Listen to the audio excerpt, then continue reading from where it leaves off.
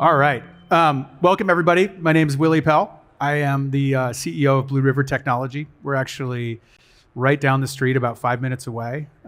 Formerly a Silicon Valley startup in the ag robotics space for the last 7 or so years, part of John Deere. And we are shipping machines that, robots in agriculture. And I never expected to ever work in agriculture. I was a city kid, grew up in Washington, D.C., and came into agriculture via Street View of all things. So I was working on some robotics programs that led to early stage self-driving car programs in like the 2011 timeframe. And I looked at the roadmaps of these products, of where we were in 2011 and what it would take for these things to really be on the road at scale safely. I thought it was, at least a decade, possibly multi-decade effort. And I loved the technology. I wanted to be in robotics, but I wanted to ship something on a Silicon Valley timeframe. And so I came across Blue River and really knew nothing about agriculture, but I knew it kind of occupied this sweet spot in complexity between a factory where you could control lighting, you could control dust, you could have expert operators and kind of expensive systems with scheduled service on them, generally human manufactured objects that were easier to detect. That was kind of one end of the spectrum where robots were maturing quite well. And then the other end, the open road, which felt like a bridge too far in 2011. But farming felt like the sweet spot of this kind of semi-structured environment in between the two. So I started my journey in agriculture, and it's been fantastic. And the impact that we can make is getting bigger by the day. So it's a really simple thing. We have 8 billion people right now. We're going to have about 25% more people in roughly the next 25 years. And we're not getting 25% more land in the next 25 years. And so what we're going to have to do is farm more efficiently, in a more environmentally friendly way, and likely with fewer people. And so that's our challenge. I think hopefully you learned something about how the technology we're building and what it's going to do to solve this issue. Labor, if you talk to any farmer, the first thing they'll do is they'll maybe talk about the weather, but probably before they talk about the weather, they will talk about their labor problems. The labor pain that our farmers are experiencing is really, really, really acute. It spikes the demand for labor in a given part of the country. Since harvest takes place in a given area at the same time, the demand for labor spikes at that time. And so everybody's fighting for the same labor, which means a lot of the time you can't even get a job done. To give you some perspective, 100 years ago, 50% of Americans worked in agriculture, and today about 1% do. And that number is likely getting smaller. One time I was out in the field in northern Minnesota, and I was trying to find a meal for an engineer who had been working all night and was shipping code to a machine. All the restaurants were closed and they weren't out of business, they were just closed because everybody who was working in the restaurant was out in the field harvesting. And so I ended up having to go to a gas station and get that guy peanuts. And that was a terrible meal for him, but it did highlight the acute labor challenges that our farmers are facing. So an interesting thing about autonomy in ag is that you are sending a system off to do work without you. The value of the product is your time, right? It gives farmers time back. And so they walk up to the machine, they swipe to farm. It's very satisfying to swipe a phone and have a 40,000 pound machine roar to life and start doing work.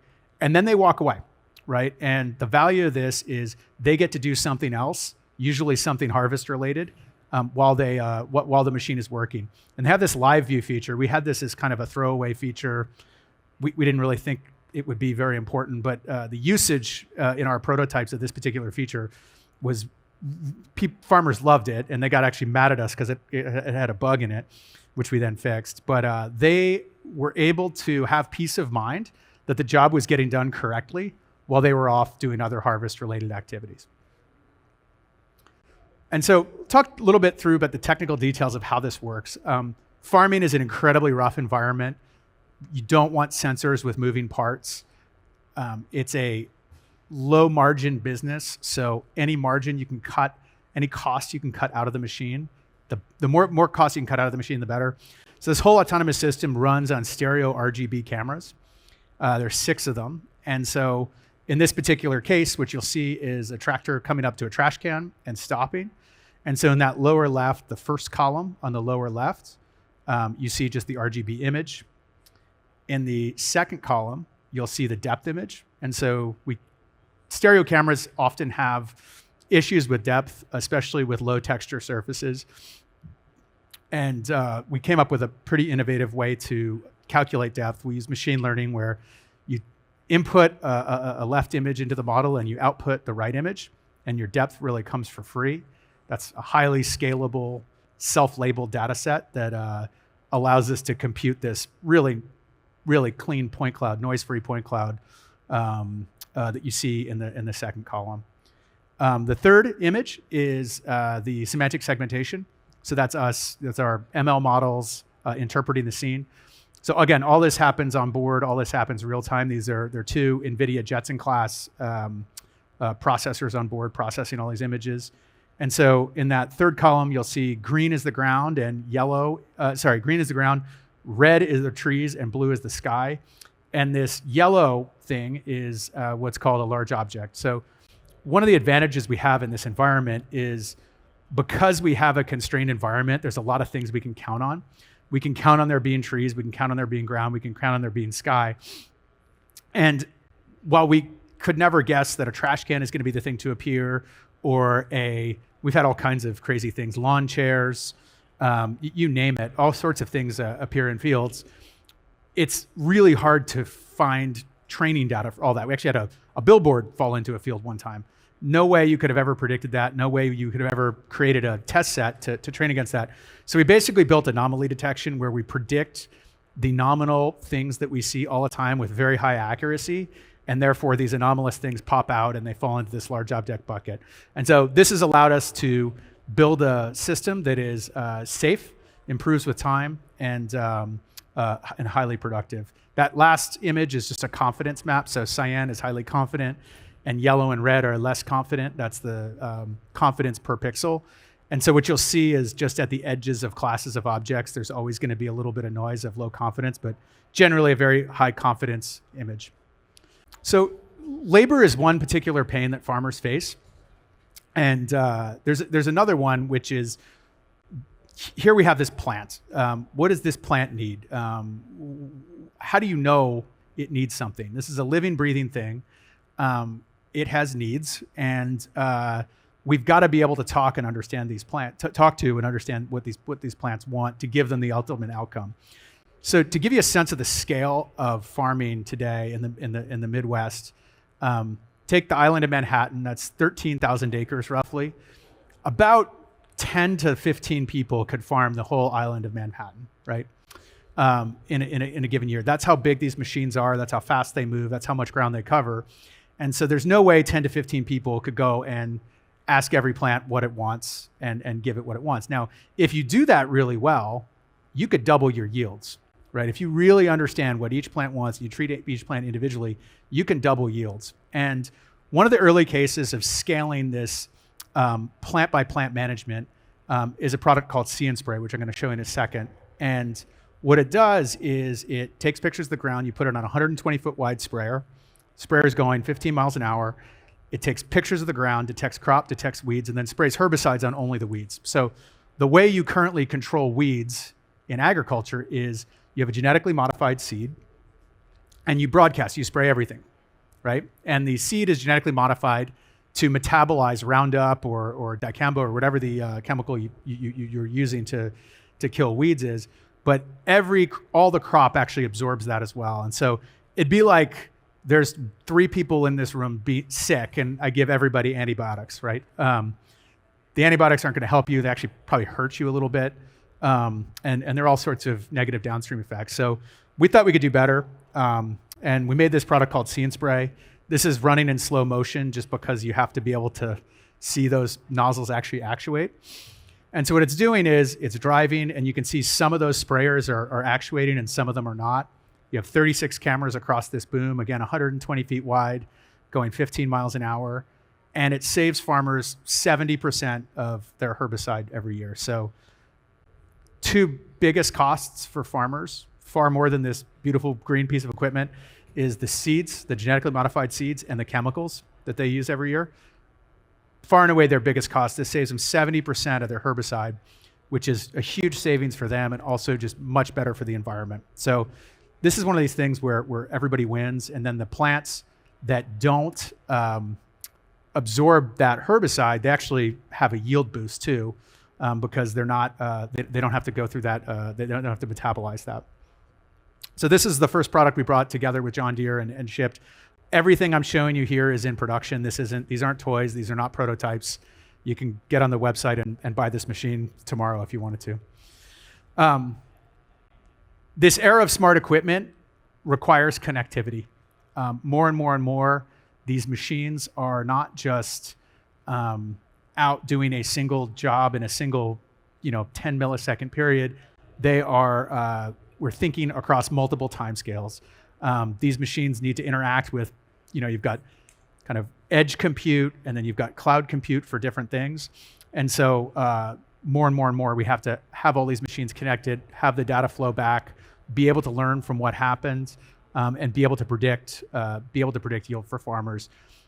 Right now, every machine is equipped with LTE. So we have LTE on every machine.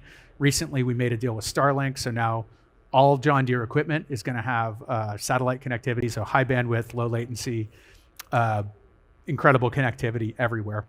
And what that enables is basically these data layers. So if you look at this build out of this slide, there's 4 steps here. The far left is tillage.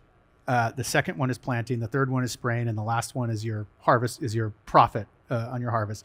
So the different colors at the prep stage indicate different depths of tillage. The different colors at the planting stage, the blue and the yellow, represent different hybrids. So you can plant a more aggressive, more expensive hybrid in an area that yields more, and a less aggressive, less expensive hybrid in an area that yields less. The third is your weed map, basically like where you had weeds in your field and where we sprayed with See and Spray.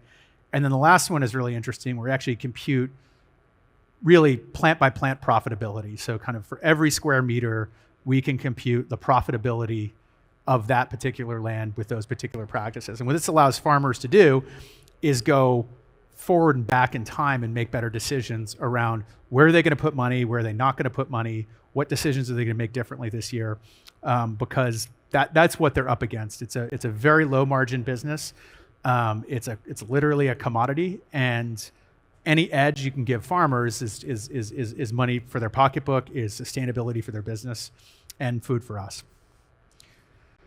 We're not going to stop here. Right now, our autonomy journey, we've gone and we're basically making every step that the tractor does for large ag applications autonomous. So there are really 4 steps, 4 things. The tractor is a bit of a Swiss Army knife. Number 1 is tillage, so fall tillage. Then you've got planting, and then fall tillage, spring tillage, planting. And then they also use it as a grain cart to pull a grain cart, which comes up next to a combine. The combine gives grain to the grain cart so the combine can keep moving. So there's 4 jobs the tractor does. There's 2 other major jobs that to make a fully autonomous production system. That's the self-propelled sprayer, so that 120-foot wide sprayer we showed you, and a combine, which wasn't shown in this in this presentation, but those environments are substantially more complicated, will require the latest in sensing and machine learning, and good thinking in terms of productization. And the result of this is going to be that farmers will be able to run their businesses in a highly predictable way. Right now, the 2 most uncertain variables in their life are weather and labor, and we want to allow them to use their labor for maximal effect and not have to buy less land because they're not certain they can farm it. So this is coming in 2030. And they're just some incredible stories with our customers. They're all awesome people. They have all these different stories and challenges. My favorite customer, who's not pictured here, her name's Betsy. We have a challenge because She is a full-time farmer. Her husband runs a auto mechanic shop, and they both work really hard. And she says that for the last 5 years, she has not been able to do her laundry or have a hot meal with her husband during harvest season. And so our autonomy team is taking up the challenge to give Betsy a hot meal with her husband and a normal life for the first time during harvest in years. And we love making our customers happy. We love making farming easier for them. It gives us all the food and clothes we wear, and it is really fun technology as well. So thanks for listening to me talk about farming, and hope to see you guys at the show. Thanks.